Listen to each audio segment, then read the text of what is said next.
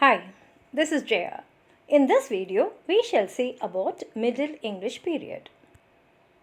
Middle English period is a period from 1066 AD to 1350 AD.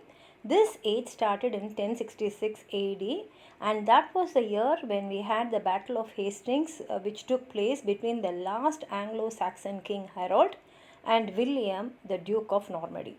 King Harold was defeated and a new era started with the settlement of the Normans in England.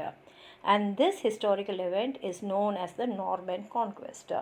This era witnessed a lot of internal struggles between the kings, nobles, clergymen, and the common people, and there were many wars both at home level, that is, civil wars which were fought between the people who were in England and also abroad, that is, where they fought with other countries. And in this period, they blossoms the chivalry and the spirit of romance. This brought new sympathy for the women and for the poor. The age was one of transition and experience. The influence of French and Latin work was felt, but some poets still adhered to the tradition of Old English period. Lacemont's Brut holds the Old English tradition and is still considered to be the first national poem of this era. The tradition of anonymous poetry was still on the move. That is, there were many poetry which were written by poets whose name which we do not know, and they were certain works for whom we know the authorship.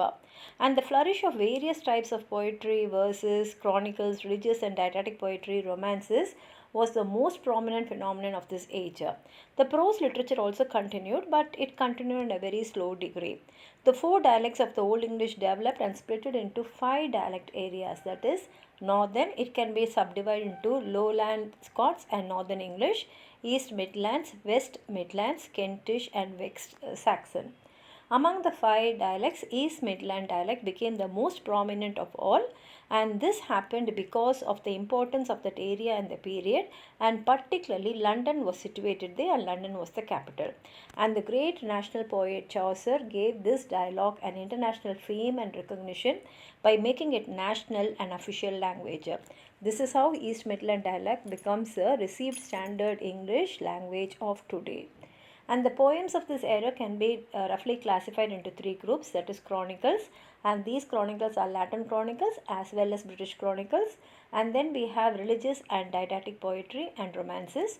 In chronicles, two Latin verse chronicles are there, that is Historia Novella by William of Malmesbury and Historia Regum Britannia by Geoffrey of Monmouth.